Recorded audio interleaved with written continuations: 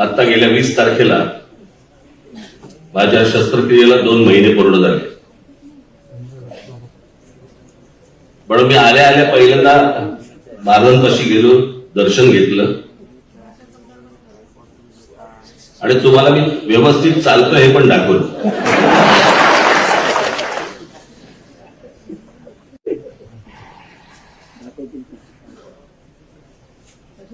भयानक असते ती शस्त्रक्रिया, कुठलीही शस्त्रक्रिया. खरं तर मला त्याच्या अगोदर मला एक छोटा कट देऊन त्यांनी ते तिथे काहीतरी हाडामध्ये काहीतरी इंजेक्ट करतात का पंक्चर करतात आणि मग काहीतरी ब्लड फ्लो सुरू होतो वगैरे वगैरे ते केलं होतं बरोबर. त्याच्यानंतर माझी फिजिओ सुरू झाली, त्याच्यानंतर माझा पाय दुखायचा बंद झाला, सगळं व्यवस्थित झालं आणि बरोबर वर्षभरानंतर परत मला दुखायला लागलं, परत मला चालायला त्रास व्हायला लागला. म्हणून मी डॉक्टरला विचारलं, म्हटलं काय, म्हटलं परत दुखणं सुरू झालं. मला सगळं व्यवस्थित झालं होतं. तर काही प्रॉब्लेम असेल तर तो पहिल्या 4-5 महिन्यात व्हायला पाहिजे होता, नाहीतर आता वर्षभरानंतर होत नाही.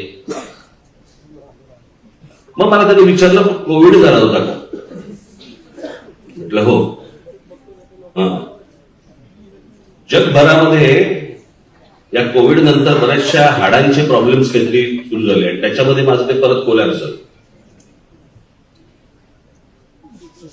ते ऑपरेशन करून आलो होतो, मग आता हे परत झालं.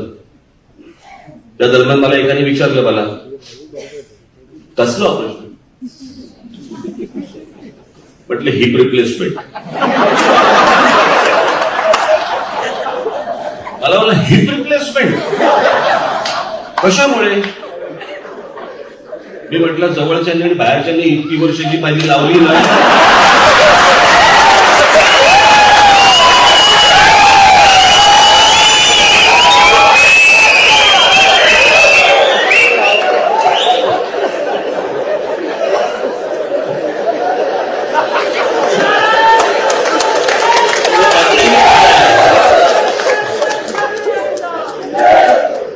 बदलायचीच वेळ आली. सगळं एक काय काय येतात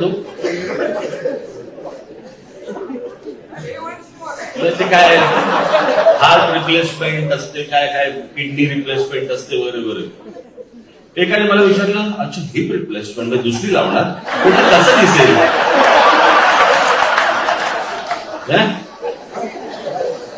तर माझं ऑपरेशन म्हणून कोण काढून देईल.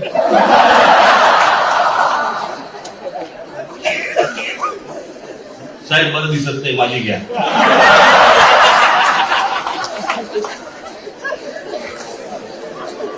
काय काय प्रश्न विचारतात.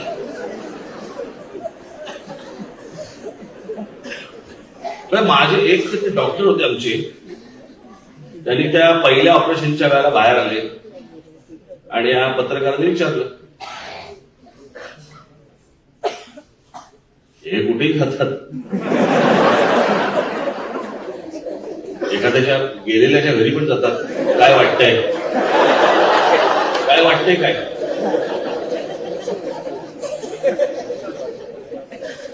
तर आमचे डॉक्टर, सिनियर डॉक्टर होते ते एक जण, म्हणजे माझं ज्यांनी ऑपरेशन केलं ते नाही. तर ते बाहेर आले, प्रेसला विचारलं, प्रेसने विचारलं काय झालं. मी आपलं ऐकलं त्या मोबाईलवरती त्यांचं, त्याचं काय झालं, ते राजसाहेब टेनिस खेळायला गेले होते आणि ते त्यांच्या डोंगरावर आपटले. म्हणतात ते डॉक्टर. मी या वेळेला जेव्हा ऑपरेशनला गेलो तेव्हा मी त्यांना भेटलो, म्हटलं मागच्या वेळेसारखं काही बोलू नका. मला म्हणाले, साहेब मागच्या वेळेला तर मला खरं तर गांडीवर पडले सांगायचं, मी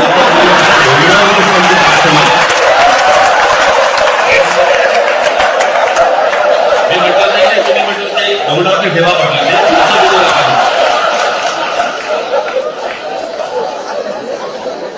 मी म्हटलं डॉक्टर आहे ना, ही पीठ काहीतरी बोलतात ना त्याला, म्हणतात तुमच्या भाषेमध्ये, म्हटलं ते बोल ना, लगेच आमची कळायला कशाला पाहिजे लगेच.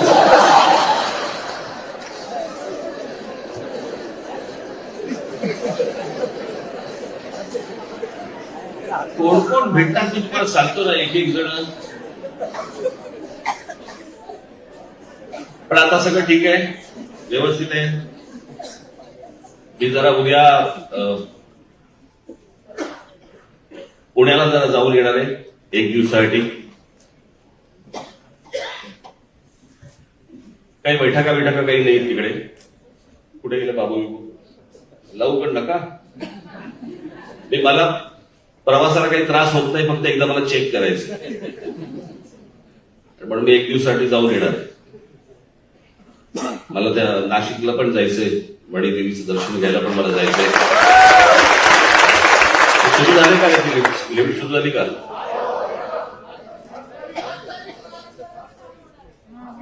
तुमचा पण कोर्ट झालंय रे, पुढच्या तारखा देत आहे. मला त्या दिवशी 1 तारीख बोलला, आता 5 तारीख बोलतो.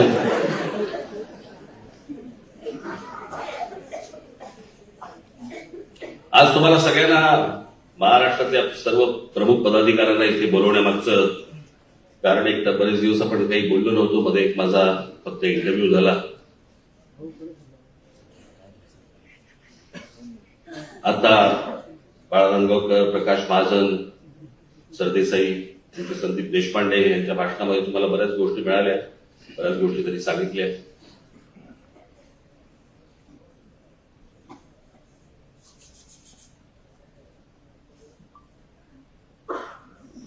मला असं वाटतं की काही गोष्टी ह्या तुमच्याकडनं लोकांपर्यंत गेल्या पाहिजे. कसं होतंय की आपल्याला थांबवण्यासाठी, आपल्याला रोखण्यासाठी अनेक माध्यमं, अनेक राजकीय पक्ष हा जाणून बुजून काही गोष्टींचे प्रचार करत आले आतापर्यंत. आणि त्या वेळेला तुम्ही खरं तर सक्षम आहात. तुम्हाला कान आहेत, डोळे आहेत, मेंदू आहेत, सगळ्या गोष्टी आहेत. पण तिकडे जी उत्तरं द्यायला लागतात, त्या उत्तरामध्ये तुम्ही कधीतरी मला थांबवलेली दिसतात.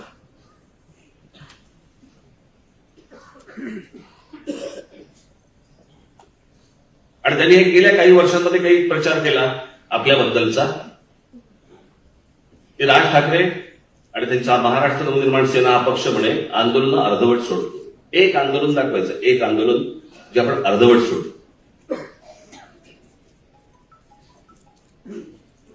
टोलचं केलेलं आंदोलन आपण जवळपास 65 ते 67 टोल नाके महाराष्ट्रातले बंद केले आपण. आणि ज्या शिवसेना, भारतीय जनता पक्ष यांच्या जाहीरनाम्यामध्ये दिलं होतं की आम्ही टोलमुक्त महाराष्ट्र करू, त्यांना ह्यांच्यापैकी कोणी जाऊन एक प्रश्न विचारत नाही की तुम्ही टोलमुक्त महाराष्ट्र म्हणाला होता, तुम्ही इतकी वर्ष सत्तेमध्ये होता, काय झालं त्या टोलमुक्त महाराष्ट्राचं? त्यांना कोणी प्रश्न विचारणार नाही, तुमच्याबद्दल खोटा प्रचार करणार.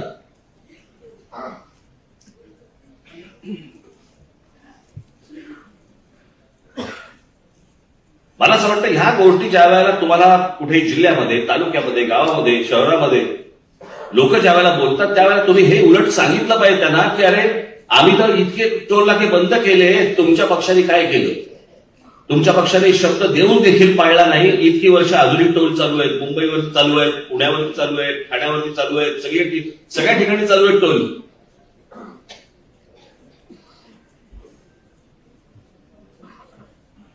आणि आपला पहिला मुद्दा जो होता, तो पहिला मुद्दा हा होता की टोल, जगभर आहेत टोल.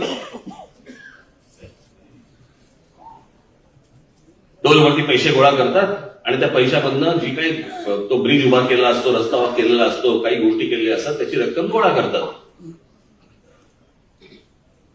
आपला पहिला प्रश्न असा होता की हे टोल किती वर्ष राहणार? आणि दुसरा प्रश्न होता की किती पैसे गोळा होत आहेत आणि पैसे जात आहेत कुठे, कोणाकडे जात आहेत? आणि सगळी कॅश आहे. ही कॅश रोजच्या रोज जाते कोणाकडे, त्याचं पुढे होतंय काय? त्याची कुठचीही उत्तरं सरकारकडनं, कोणत्याही सरकारकडनं आजपर्यंत आपल्याला दिली गेली नाही.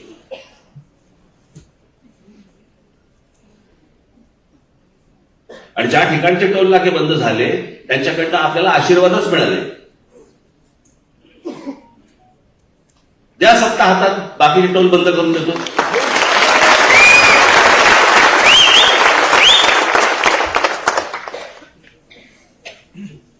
याचं कारण या सगळ्यांना या टोलवाल्यांकडनं पैसे जातात आणि म्हणून यांना बंद करायचे नाहीये. म्हणून तो विषय पण काढत नाहीत कधी आणि हे त्यांना कधी प्रश्न पण विचारत नाहीत.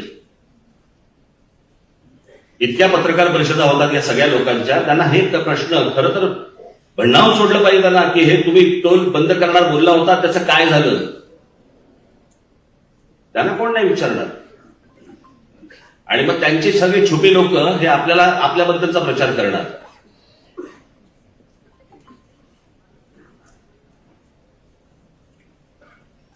या भोंग्यांबद्दलचं झालेलं आंदोलन, पोलिसांनी दिलेला आकडा जवळपास 92-93% ठिकाणी भोंगे बंद झाले सकाळचे. आणि बाकीचे जे आहेत सगळ्या काही ज्या काही प्रार्थना होतात त्या अगदी कमी आवाजामध्ये होतात. आणि त्याचबद्दलचं ते पत्र होतं माझं. जे पत्र मी तुमच्या हातामध्ये दिलं होतं ते पत्र काय होतं, कशासाठी होतं ते पत्र? ते पत्र मी व्हॉट्सअप करू शकलो असतो. मी माझ्या फेसबुकवरती टाकू शकलो असतो. मी माझ्या ट्विटरवरती टाकू शकलो असतो. मी पत्रकार परिषद घेऊन मी ते दाखवून जर समजा ते लोकांपर्यंत गेलं असतं, मी ते पत्र तुमच्या हातात का दिलं? मी ते पत्र तुमच्या हातात एवढ्यासाठी दिलं, मला पाहायचं होतं तुमचा आणि समाजाचा कनेक्ट किती आहे, तुम्ही लोकांपर्यंत कसे पोचताय, तुम्ही लोकांपर्यंत जाताय की नाही जाताय.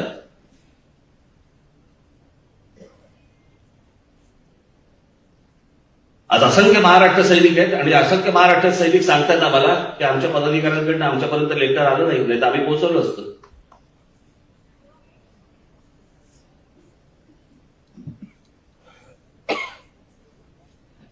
काहींनी मोठ्या प्रमाणावरती हलगर्जीपणा केला,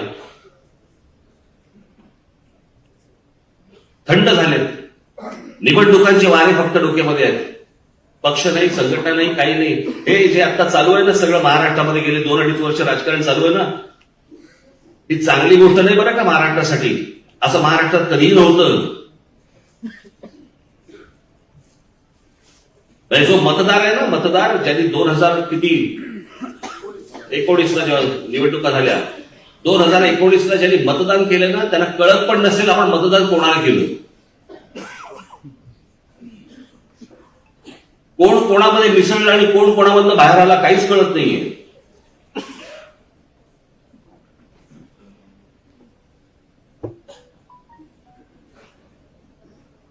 आणि हे जर समजा तुम्हाला वाटत असेल की हे खरं राजकारण, हे राजकारण नव्हे, ही तात्पुरती आर्थिक ऍडजस्टमेंट, सत्तेची ऍडजस्टमेंट. मी त्याशी माझ्या मुलाखतीमध्ये मी सांगितलं ना,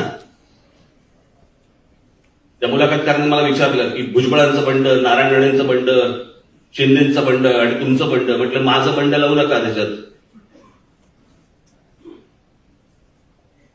हे सगळेजण गेले, हे एका पक्षात गेले आणि सत्तेत गेले. या तुमच्या राज ठाकरेंनी स्वर्गीय माननीय बाळासाहेबांना भेटून त्यांना सांगून मी बाहेर पडलेलो आहे.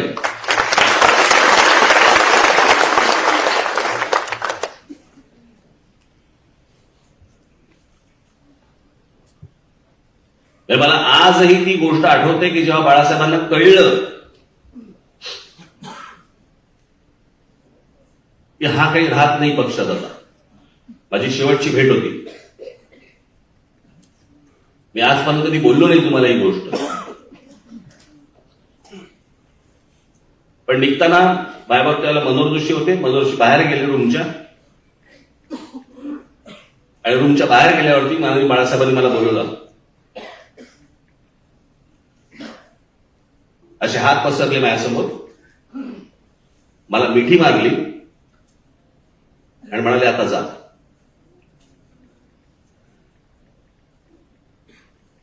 त्यांना समजलं होतं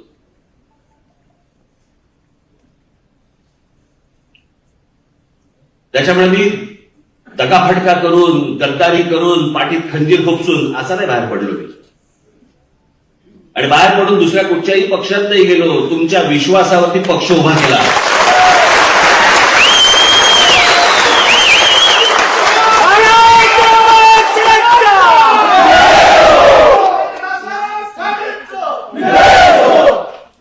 आजपर्यंत आपल्या पक्षाने जेवढी आंदोलनं केली आहेत इतर कुठच्याही राजकीय पक्षाने इतकी आंदोलनं केली नाही आणि यशस्वी केलेली नाही. काढा, सगळ्यांचे मोर्चे काढा आणि सगळ्यांचे तुम्ही आजपर्यंतचे आंदोलनं काढा आणि सांगा कुठच्या कुठच्या गोष्टी पूर्ण झाल्या त्यांच्याकडनं. आमच्या मोबाईल फोनवरती फक्त हिंदी आणि इंग्रजी फक्त ऐकू येत होतं महाराष्ट्रामध्ये, आमची मराठी ऐकू येत नव्हती. त्यासाठी महाराष्ट्र नवनिर्माण सेनेचा माझा महाराष्ट्र सैनिकांनी, आमचा अविनाश जाधव कुठे इथे असेल कुठे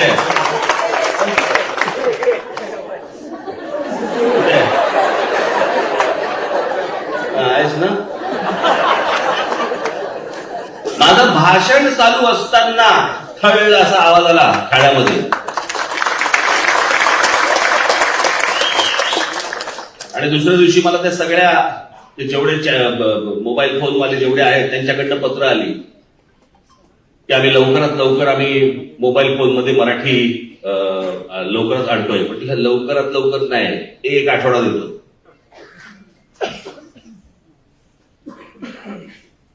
एका आठवड्याच्या आत महाराष्ट्रभर मोबाईल फोनवरती मराठी ऐकू यायला लागलं. का नाही इतरांनी केलं आंदोलन? ते भोंग्यांचं आंदोलन, मशिदीवरचे भोंगे काढा, भोंगे काढा, भोंगे काढा, किती वर्ष सुरू होतं.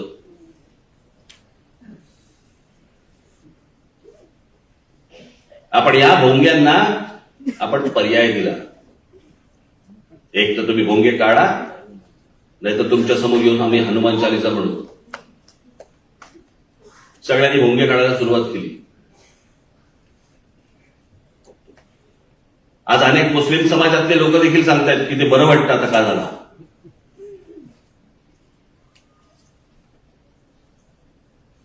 असंख्य आंदोलनं आपली झालेली आहेत. अत्यंत विश्वासाने तुम्ही लोकांसमोर ही आंदोलनं पोहोचवली पाहिजेत. तुम्ही बोलला पाहिजेत, सतत सांगितलं पाहिजे, तुमच्या भाषणामध्ये या गोष्टी आल्या पाहिजेत. तुम्ही कसले जपून राहताय? अरे तुम्ही छाती ठोकपणे समोर जायला पाहिजे महाराष्ट्राच्या आणि सांगायला पाहिजे की आम्ही जेवढा आजपर्यंत महाराष्ट्रासाठी केलेलं आहे दुसऱ्या कुठच्या पक्षाने करून दाखवलंय आजपर्यंत आम्हाला सांगा तरी. सत्तेचा बाजार नुसता उभा करायचा आणि महाराष्ट्रासाठी काही नाही करायचं.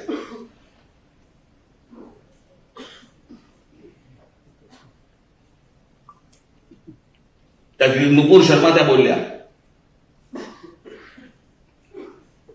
त्यांना काढून काय टाकलं, माफी काय मागितली सगळ्यांनी, मी बाजू घेतली त्यांची.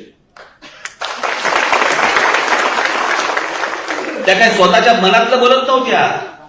जे होतं ते तुमचं कोण नाईक, कोण झाकीर नाईक, त्याचा इंटरव्ह्यू बघा. झाकीर नाईक हा तर मुसलमान आहे.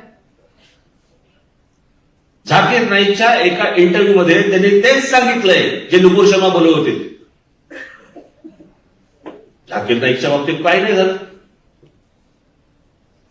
त्याच्याबद्दल कोण काय बोललं नाही, त्याला कोणी सांगितलं नाही माफी मागा. त्यांचं बोलणं सुरूच आहे अजूनही.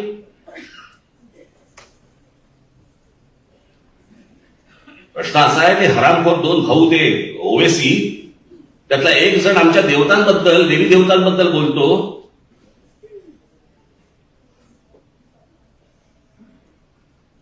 क्या नाम है उनके, गणपती, लक्ष्मी, ये वगैरे वगैरे. शेवट काय बोललाय तो वाक्य, कैसे कैसे मनहूस नाम रखते हैं ये. आमच्या देवी देवतांचे नावं काय, मनहूस. त्याला कोणी माफी मागायला नाही सांगणार या देशात. या देशात चांगले मुसलमान देखील झाले आहेत.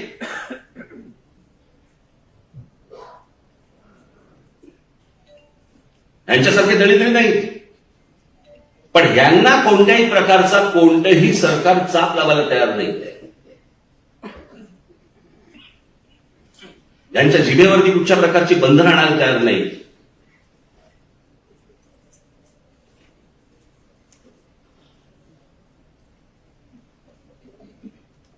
कोण आपले कवी इक्बाल सारे जहां से अच्छा.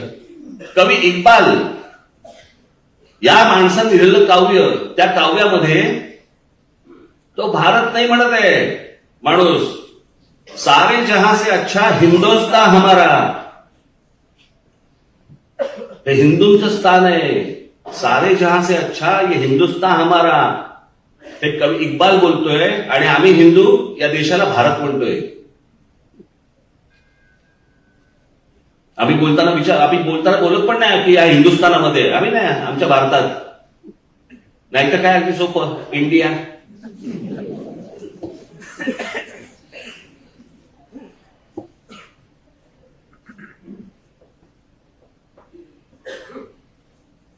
एवढ्या घटना, एवढ्या गोष्टी आज इथे घडतायत, पण कोणी गांभीर्याने घ्यायला तयार नाही. मी त्या दिवशी माझ्या गुढीपाडव्याच्या सभेमध्ये मी म्हटलं की हे असं का वागतात, ही राजकारणातली माणसं ही अशी का वागतात की आज मी या पक्षामध्ये गेलो, उद्या त्या पक्षामध्ये त्या निवडणूक लढवली, मग मी आज इथे मंत्री झालो, मी तिकडे परत काहीतरी मी पैसे घेतले, मग मी असं फिरून आलो, मी इकडे गेलो तिकडे गेलो. हे असं का होत आहे? कोणाला तरी वाटलं म्हणून त्यांनी पक्ष बदलला. निवडणुकीच्या काळामध्ये, ते विधानसभेच्या निवडणुकीच्या काळामध्ये, या सगळ्या तुमच्या जिल्हा परिषदा वगैरे इथे नाही झालं, मला तिकीट नाही मिळालं, मी ह्या पक्षात गेलो, मी ह्या पक्षातून त्या पक्षात गेलो. मला लोकांची कमाल वाटते. मला महाराष्ट्रातल्या, देशातल्या जनतेची कमाल वाटते की त्याच्यानंतर तुम्ही ह्यांना मतदान करता.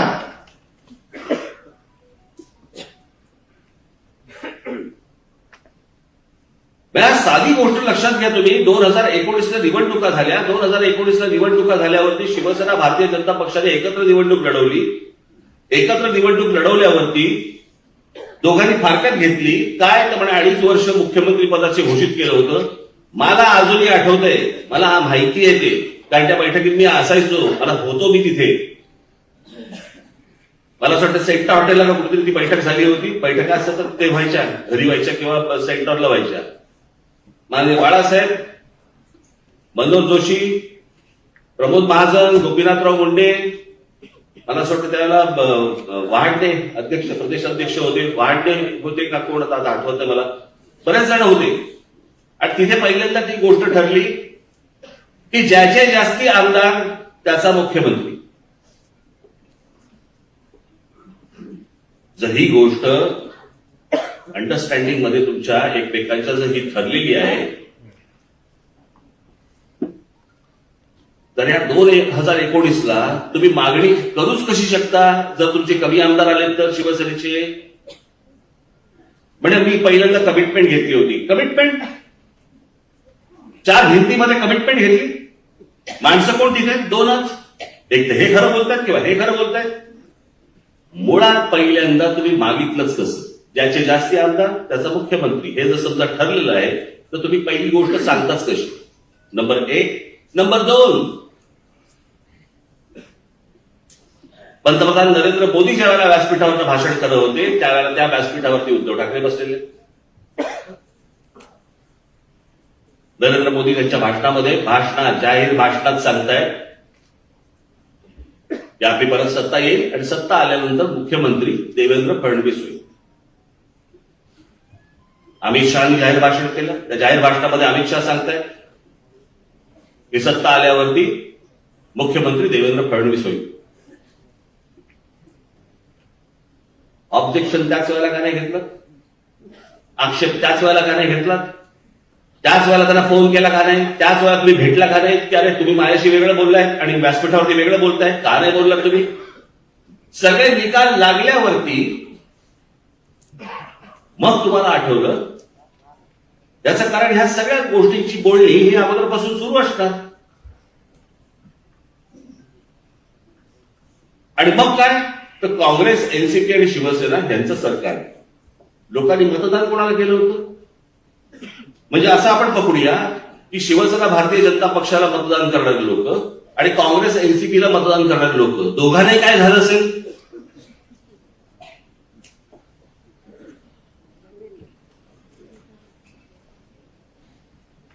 काँग्रेस एनसीपीच्या लोकांना वाटत असेल की शिवसेना भाजप नको म्हणून आम्ही तुम्हाला मतदान केलं, तुम्ही त्याच्यावर गेला. आणि शिवसेना भाजपच्या मतदारांना वाटत असेल की अरे आम्ही तुम्हाला दोघांना मतदान केलं, तुम्ही काँग्रेस एनसीपी बरोबर गेलात. ते नकोत म्हणून आम्ही तुम्हाला मतदान केलं आणि तुम्ही त्यांच्याबरोबर जाता. ही हिंमत होते कशी? ही हिंमत त्याचमुळे होते ज्या वेळेला लोक या गोष्टीला शासन करत नाहीत, जनता यांना शिक्षा करत नाही की आम्ही तुम्हाला मतदान करणार नाही, तुम्ही आमच्या मताची किंमत केली. आम्ही 2-2 तास रांगेमध्ये उभे राहतो आणि 2-2 तास रांगेमध्ये उभे राहून आम्ही तुम्हाला मतदान करतो आणि ते मतदान केल्यानंतर तुम्ही आमच्याशी प्रतारणा करता. ते लोक जोपर्यंत या महाराष्ट्रातील जनता जोपर्यंत ठरवत नाही ना, तोपर्यंत महाराष्ट्राच्या नशिबी हे असंच राहणार. काही राजकारणाचा आणि एकूण जगण्याचा काही कशाला काही संबंध नाहीये. खरं तर राजकारण इतका गंभीर विषय आहे, इतका गंभीर विषय आहे की त्याला आपण म्हणजे आता तो आत्ताच्या ह्यांच्या भाषेमध्ये, आत्ताच्या सरकारच्या भाषेमध्ये आपण त्याला खेळाचा दर्जा दिलाय. दहीहंडीला देतोच आहोत, अजून कशाला काय कोजागिरीला मंगळागौर खेळाचा दर्जा. खरं तर लग्न झाल्या म्हणजे त्याला हार घालून खेळाचा दर्जा.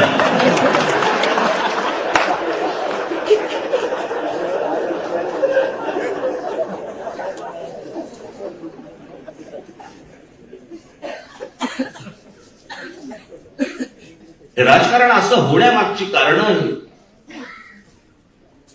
काय सांगा तुम्ही आता?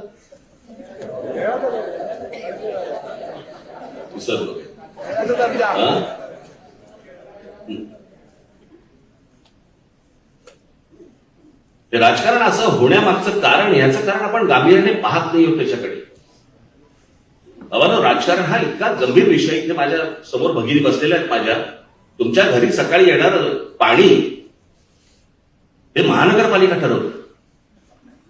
तुमच्या घरी येणारं दूध त्याचा भाव काय असावे हे राज्य सरकार ठरवतं. त्या राज्य सरकारमधलं ते मंत्रिमंडळ ठरवतं. तुमच्याकडे येणारी साखर याचा भाव हे राज्य सरकार ठरवतं. तुमच्याकडे येणारी वीज, या विजेचे पैसे किती असावेत, काय असावेत हे राज्य सरकार ठरवतं. हे सगळं सरकार जर समजा ठरवत असेल तर त्या सरकारला ज्याला आपण निवडणुका म्हणतो आणि ज्या निवडणुकांमधनं लोक आतमध्ये जातात आणि जे सरकार चालवतात ते आपण इतकं फालतू समजतो.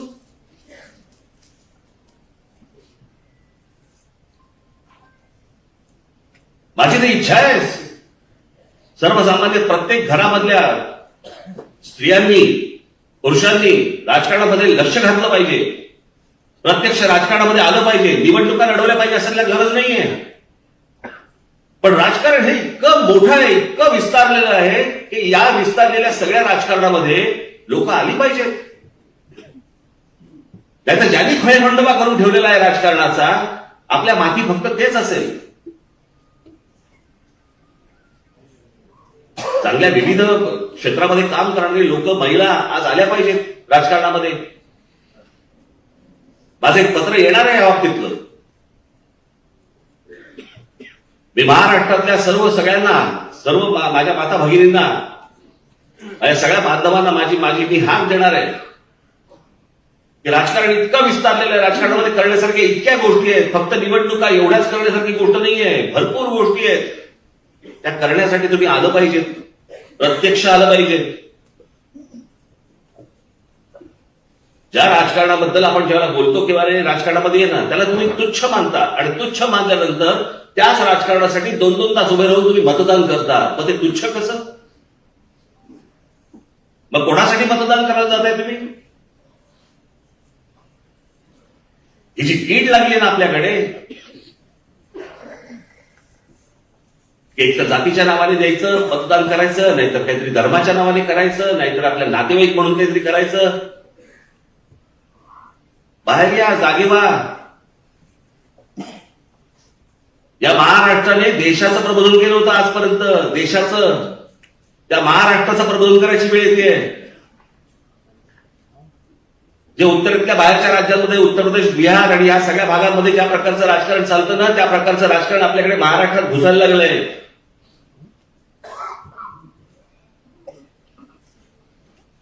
या सगळ्या राजकारणाला लोकांनी जाब विचारला पाहिजे. ज्यावेळेला मतं मागायला येतील ना त्यावेळेला जाब विचारले पाहिजेत. हे काय करता तुम्ही?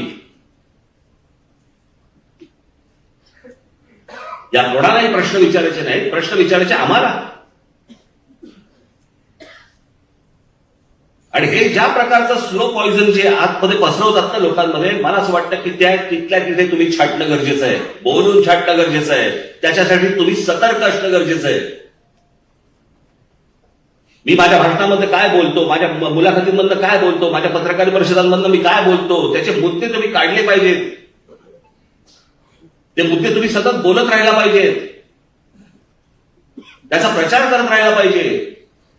आंदोलन केलं, राज ठाकरे बोलले, आंदोलन उभं राहिलं, आंदोलन संपलं, झालं, सगळं विसरले, रोजच्या कामाला लागले. असं जर समजा होणार असेल तर परत परत परत परत परत परत किती वेळ करायचं, किती वेळ सांगायचं?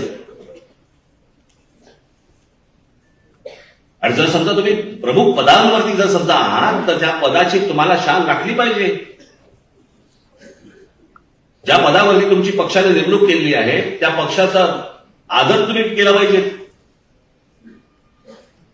जे तुमच्या बरोबरचे, जे तुमच्या आपल्या बरोबरचे जे सहकारी आहेत, या सगळ्या सहकाऱ्यांना तुम्ही काहीतरी सांगितलं पाहिजे, काहीतरी दिलं पाहिजे. तुम्ही पण त्यांच्यातले जर समजा होणार असाल आणि वाद घालत बसणार असाल, कसं होणार हो जरा सांगा मला. बाकीच्या राजकीय पक्षांमध्ये हे धुडगूस चालू असेल तर धुडगूस चालू देत. मी या आपल्या पक्षामध्ये हे चालू देणार नाही.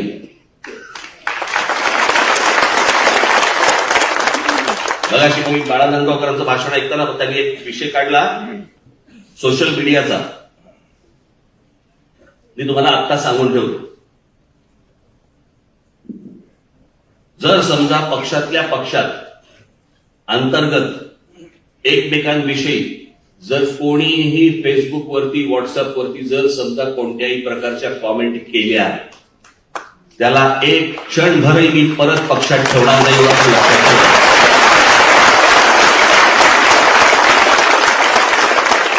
तुमचे चोचले मी खूप बोलवले आजपर्यंत, झालं तेवढं खूप झालं.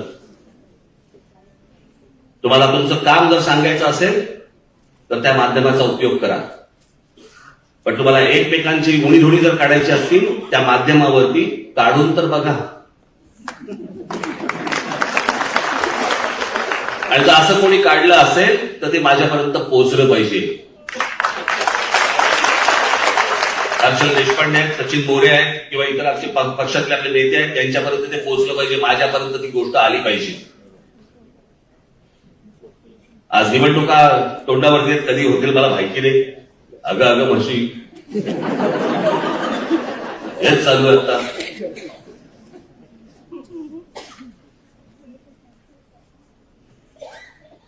निवडणुका कधीही लागतील, दिवाळीच्या आधी लागतील असं मला वाटत नाही, पण साधारणपणे नोव्हेंबर, डिसेंबर, आता मगाशी कळलं त्याप्रमाणे जानेवारी, फेब्रुवारीमध्ये पण लागते.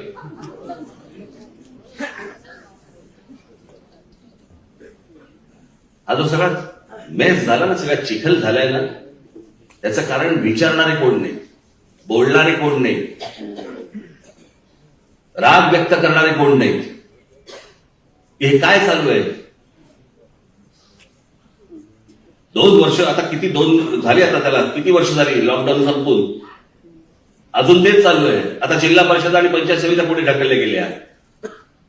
आता अजून महानगरपालिकेचं ते काय 3चं का 2चं, हे काय मला कळतच नाही. मला हे महानगरपालिकेच्या वॉर्डाला 3 माणसं, 2 माणसं, 4 माणसं, लोक काय गुलाम आहेत का हो? ज्यांनी मतदान द्यायचं आणि 4 माणसं, जरा 4 माणसं पण माहिती नसतात ती कोण आहेत. कित्येक लोकांना तर आपला नगरसेवक पण माहिती नसतो.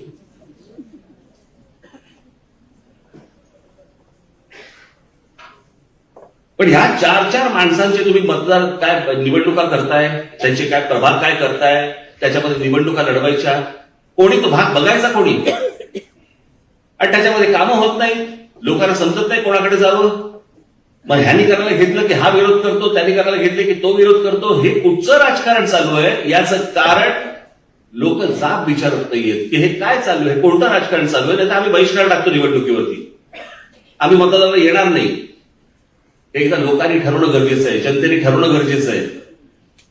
खेळ मांडलाय नुसता, गृहीत धरलंय लोकांना, गृहीत. आपण काही केलं, 4चा प्रभाग करा, नंतर 3चा करा, नंतर 2चा करा, नंतर 1चा करा. लोक येतील, मतदान करतील, जातील कुठे? मग त्याच्यामध्ये पैसे वाटायची सुरुवात करायची.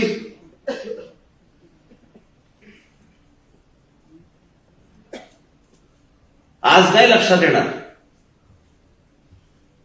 अजून काही वर्षांनी लक्षात येईल की आपल्याला अरे काय महाराष्ट्र होता आपला, आणि त्या महाराष्ट्राचं आपण काय मातेला करून ठेवले. ज्या महाराष्ट्राने देशाचं प्रबोधन केलं, ज्या महाराष्ट्राने सर्वात जास्ती संत दिले, ज्या महाराष्ट्राने सर्वात जास्ती उत्तम कवी दिले, लेखक दिले, शूरवीर दिले, स्वातंत्र्य सैनिक दिले, कशाला घेऊन बसल्या आमचे शिवराय दिले, अजून काय घेऊन बसल्या.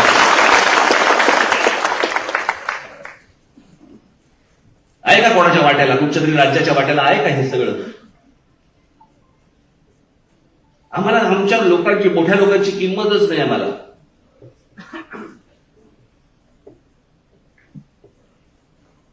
म्हणजे या आता बघा भारतरत्न मिळतात, ही भारतरत्न प्रत्येक राज्याला मिळतात, प्रत्येक राज्याची असतात. मला असं वाटतं उत्तर प्रदेशला काहीतरी 8 आहेत, आपल्याला 8 आहेत, तामिळनाडूला पण काहीतरी 7 का 8 आहेत का 9 आहेत.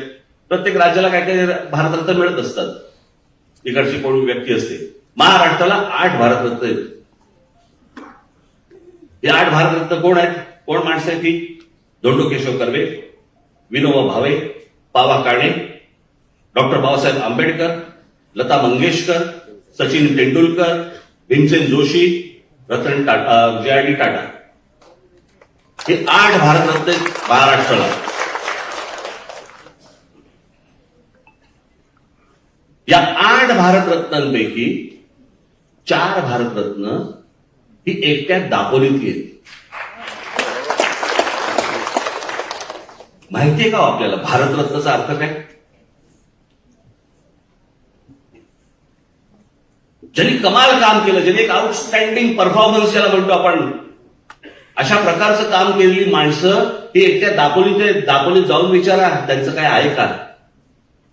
पुतळे उभे करणं यात काही होत नाही हो, यात काही होत नाही. पुतळे हे फक्त जयंती आणि पुण्यतिथीलाच उपयोगी पडतात. पण त्यांनी काय काम केलं, त्यांनी काय अभ्यास केला, त्यांनी काय या देशाला दिलं, काय नवीन दिलं, हे आम्ही लोकांपर्यंत, तरुणांपर्यंत, तरुणींपर्यंत पोहोचवतोय का? नाही, आम्हाला काही पडलीच नाही.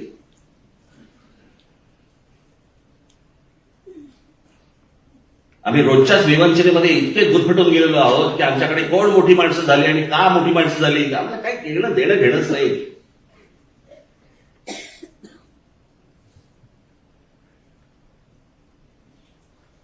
या आमच्या शिवरायांबद्दलच या आज अनेक ठिकाणी उफाळून आले. आतून प्रेम किती आहे मला माहिती नाही. अनेक जण आहेत की ज्यांना खरंच आतून प्रेम आहे, पण बरेच जण फक्त राजकारणासाठी, मतांसाठी वापर करतायत. आमच्याकडे प्रत्येक महापुरुष आम्ही फक्त जातीमध्ये वाटून घेतला. आमचे शिवराय हे मराठा, बाबासाहेब आंबेडकर आमचे हे दलित, आमचे कोण लोकमान्य टिळक ब्राह्मण, आमचे ज्योतिबा फुले हे माळी. मग इतरांनी कोणी त्याच्याबद्दल बोललं, तू नाही बोलायचं, तू त्या जातीचा नाही, जातीचा आम्ही. ही अवस्था केली आपण. प्रत्येक जण आपल्याच महाराष्ट्रामधल्या आपल्याच महापुरुषांचे प्रत्येक जात एकमेकांचे वाभाडे काढते.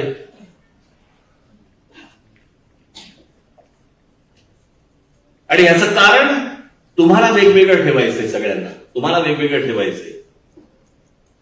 या अख्ख्या सगळ्यांचं जी वाईट नजर सगळी आहे ना, ती महाराष्ट्रावरती आहे. की इतकी वर्ष हा महाराष्ट्र, की त्याशी माझ्या मुलाखतीमध्ये सांगितलं ना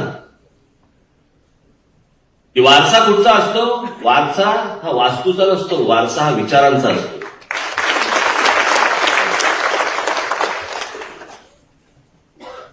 कोण कुठच्या वास्तूमध्ये आहे त्याने काही होत नसतं. तो वारसा विचारांचा पुढे चालवावा लागतो. आमच्या शिवछत्रपतींनी जो विचार दिला तो पुढे पेशव्यांनी, मराठेशाहींनी आमच्या आटोप किल्ल्यापर्यंत आमचा भगवी पताका फडकवली. आटोप किल्ला आता कुठे आहे? पाकिस्तानात आहे. महाराजांचा विचार पोहोचवला कोणी? पेशव्यांनी, मराठेशाहींनी. पण त्यातली सगळ्यात महत्वाची गोष्ट कोणती होती? पेशव्यांच्या हातामध्ये, ज्याला आता हे सगळे फोड करून सांगतात ना मराठी आहे ब्राह्मण बिंबण करून, पण ह्या पेशव्यांच्या हातामध्ये संपूर्ण सत्ता हातामध्ये होती. पण या पेशव्यांनी कधीही स्वतःला छत्रपती नाही म्हणून घेतलं. त्यांचं म्हणणं होतं आतून छत्रपती तेच, आम्ही त्यांचे नोकर, आम्ही त्यांचे नोकर. छत्रपती तेच, गादी तीच, फक्त त्यांचा विचार पोचवतोय. माझ्या आजोबांचा, माननीय बाळासाहेबांचा जो विचार आहे तो विचार मला पुढे द्यायचा आहे. ती गोष्ट जी आहे ती गोष्ट पुढे. माझ्याकडे निशाणी असली काय नसली काय, नाव असलं काय नसलं काय, त्यांनी काही फरक पडत नसतं. माझ्याकडे विचार आहे. सगळ्यात मौल्यवान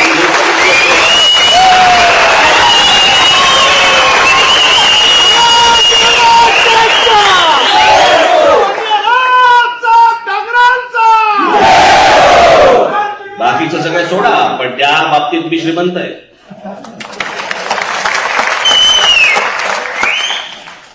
आणि या महाराष्ट्रामध्ये ज्या लोकांनी, महापुरुषांनी जे विचार पेरले ते ऐकणं, ते वाचणं, त्यातनं बोध घेणं, महाराष्ट्र समजून घेणं, मला असं वाटतं की ती गोष्ट प्रत्येकाने करणं गरजेचं आहे.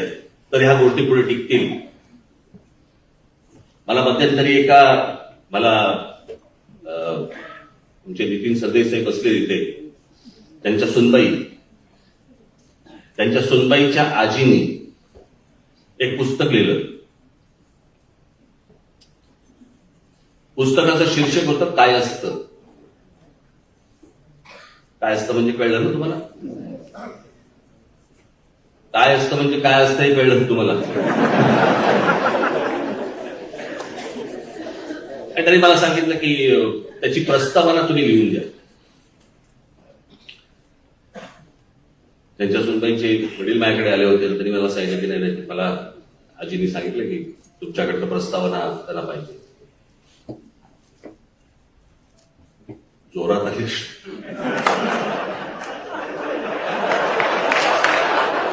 जा म्हटलं तिथे खारोड करायचं तर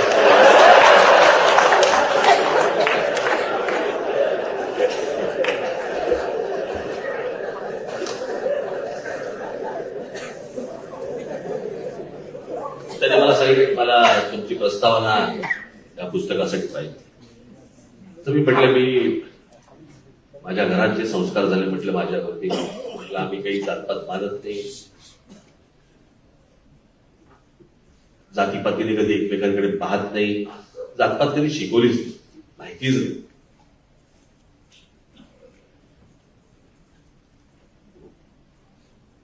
पण नाही म्हणत तरी पण तुम्ही प्रस्तावना तुम्हीच द्या. मी ते पुस्तक चाळलं. आपण जरूर ते पुस्तक वाचा. ज्याच्यामध्ये काय असतं, समाजामध्ये कोणकोणत्या रूढी परंपरा काय काय गोष्टी असतात, त्याच्यामध्ये खाद्यपदार्थ कोणते असतात, ते बनवायचे कसे, काय काय गोष्टी असतात, कुलदैवत कुठची, आडनावं कुठची, सगळ्या गोष्टी त्या एका पुस्तकामध्ये दिलेल्या होत्या. आणि ते पुस्तक मी पाहिलं आणि पण मी प्रस्तावना लिहिली त्याला. त्याच्यामध्ये मी सगळं सुरुवातीला ह्या सगळ्या गोष्टी दिल्या आणि त्यातलं सगळ्यात प्रामुख्याने माझं जे म्हणणं मी त्याच्यामध्ये लिहिलं की सर्व जातींमधली मला आवडणारी जर कुठची संस्कृती असेल कुठची तर ती खाद्य संस्कृती. आणि म्हणून त्या प्रस्तावनेचा शेवट मी केला होता की ज्याला आपण मध्यंतरी बोललो नाही का मी हिंदू हिंदू हिंदू म्हणजे काय. आपण सर्वजण हिंदू आहोत, पण या देशामधला हिंदू हा फक्त हिंदू मुसलमान दंगलीत हिंदू असतो. तो 15 ऑगस्ट 26 जानेवारीला तो भारतीय होतो. चीनचं आक्रमण झालं की त्याला समजतच नाही की आपण हिंदू आहोत का भारतीय आहोत का कोण आहोत. बरं, चीनच्या पदार्थांवरती किंवा कुठच्या गोष्टींवरती बहिष्कार टाकायचा ठरला तर रात्रीची गाडी बंद होते. रात्री आल्यावरती खायचं काय अशा तो भलत्या विवंचनित असतो. त्यात बाहेर आला की तो मराठी होतो, पंजाबी होतो, बंगाली होतो, तामिळ होतो, गुजराती होतो, सगळं होतं. मराठी झाला की तो ब्राह्मण होतो, मराठा होतो, काय माळी होतो, अजून कोणत्या कोणत्या जातीचा होतो. आणि मग त्या जातीत न बोलताना खास करून तुमच्याकडे असे नाही, या सेक्शनकडे जरा जास्ती असतं ते. एखादा पदार्थ केला मनात ठेवा तुमच्या, पण तुमच्याकडे एखादं वाक्य सांगून ठेवतो. एखादा पदार्थ केला की तो पदार्थ केल्यानंतर चाखल्यावरती आमच्याकडे जरा थोडा वेगळ्या पद्धतीचा पदार्थ होतं की नाही. तो आमचा म्हणजे कुठचा, त्या आमच्यात एक जात असते. आता जर इथे जर समजा आपण असू, साधी गोष्ट लक्षात घ्या, 10 समजा दाम्पत्यांचं लग्न झालं आपल्याकडे तर 10 विविध देवांना जातात, बरोबर की नाही. आणि एवढी सगळ्या गोष्टी असून देखील आपण हिंदू आहोत, कारण हिंदू ही संस्कृती आहे. म्हणून आजपर्यंत 1000 वर्ष झाली आपण पारतंत्र्यामध्ये होतो. तो मोहम्मद आला, गजनीचा मोहम्मद आला, अल्लाउद्दीन खिलजी आला, मोगलांचं राज्य आलं, ब्रिटिश आले, पोर्चुगीज आले, सगळे आले. आपण आपले संस्कार नाही कधी विसरलो. आपल्या संस्कारावरती कुठच्याही गोष्टीवरती आक्रमण नाही झालं, कधीच नाही झालं, कधी होऊ पण दिलं नाही. आजही आपल्या महिला साडी नेसतात, कुंकू लावतात, मंगळसूत्र घालतात. जे सण आपले साजरे होतात ते सण त्याप्रमाणे साजरे होतात. हे जर नुसताच धर्म असता तर कधीच संपला असता. ही संस्कृती आहे म्हणून इतकी वर्ष ती टिकली. आणि मला असं वाटतं की ह्या गोष्टीमध्ये मी त्या प्रस्तावनेमध्ये शेवटी लिहिलंय की माझी इच्छा आहे की महाराष्ट्रामधल्या प्रत्येक जातीतल्या प्रत्येक आजीने आपल्या समाजाबद्दलचं असं पुस्तक लिहिलं पाहिजे. कोणते खाद्यपदार्थ आहेत, कोणते, कारण नवीन येणाऱ्या मुलींना माहितीच नाहीये.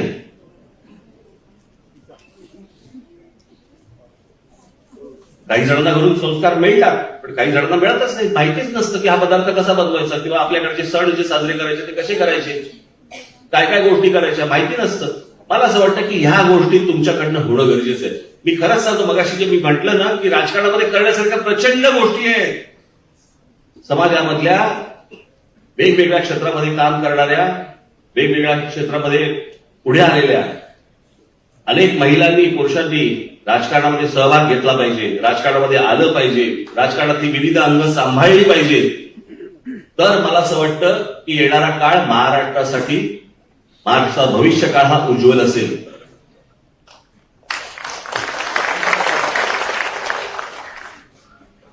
आज ज्या निवडणुकांना आपण सामोरे जाणार आहोत, अत्यंत हिमतीने, अत्यंत ताकदीने या सगळ्या निवडणुका आपल्याला सगळ्यांना लढवायच्या. एवढं लक्षात ठेवा.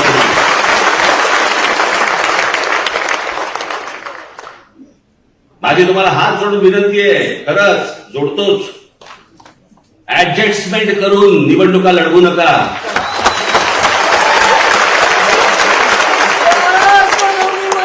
नुसतेच लाचार होऊन निवडणुका लढवू नका. शून्य किंमत राहील, शून्य किंमत तुम्हाला.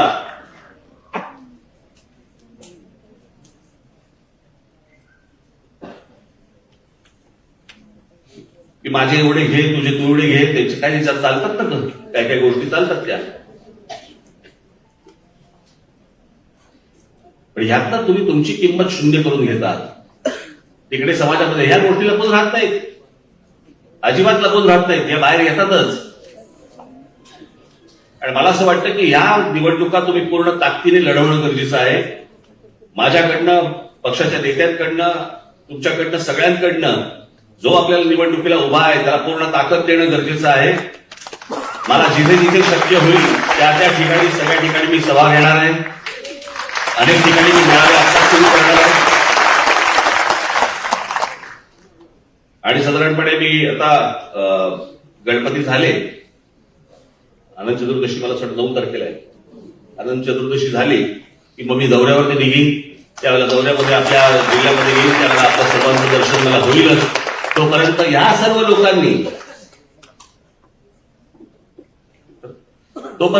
सर्व लोकांनी, जे जे तुम्हाला सांगितलेलं आहे की कशा प्रकारे काम करायचंय, कशा प्रकारे आपण निवडणूक लढवायची, त्यासाठी कोणकोणत्या गोष्टी आपल्याला करायला पाहिजेत, त्या गोष्टी सगळ्या तुमच्याकडनं व्हायला पाहिजे. आज मी तुम्हाला अजून एक मोठं काम तुम्हाला सगळ्यांना देणार आहे. मला पाहायचंय तुम्ही कशा प्रकारे ही गोष्ट करणार आहात.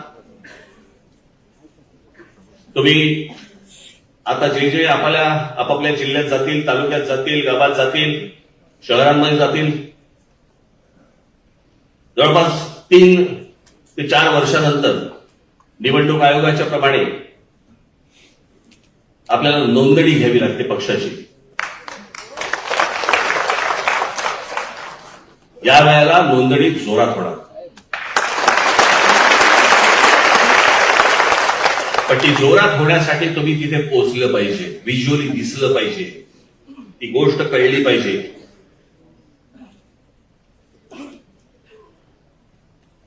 जिथे मंदिरं असतील, जिथे कॉलेजेस असतील, जिकडे मॉल असतील, मार्केट असेल,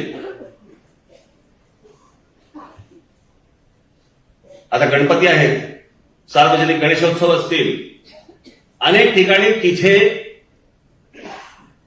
आपली होर्डिंग्स दिसली पाहिजे. मला ही दिसतील अशी आशा अपेक्षा ठेवू मी तुमच्याकडनं. नक्की काय असेल, कसं असेल, त्याचं पुढे काय काय होईल ते मला असं वाटतं सौरभ करंदीकर हे 2 मिनिटाचं प्रेझेंटेशन तुम्हाला देतील, ते आपण बघावं. एवढीच फक्त आपल्याला सर्वांना विनंती करतो. आज सगळेजण तुम्ही बाहेरगावून आलेला आहात, जाताना अत्यंत नीट गाड्या चालवत, व्यवस्थित नीट घरापर्यंत पोहोचा. घरचे आपले सगळेजण वाट बघतायत. महाराष्ट्रासाठी तुम्ही सगळेजण खूप महत्वाचे आहात, एवढं लक्षात ठेवा. आणि आपापल्या घरीला आज मी इथेच थांबतो. आपल्याला सर्वांना निरोगी दीर्घायुष्य मिळो एवढीच फक्त एक इच्छा व्यक्त करतो आणि आपल्या सर्वांची विदा घेतो. धन्यवाद. जय हिंद, जय महाराष्ट्र.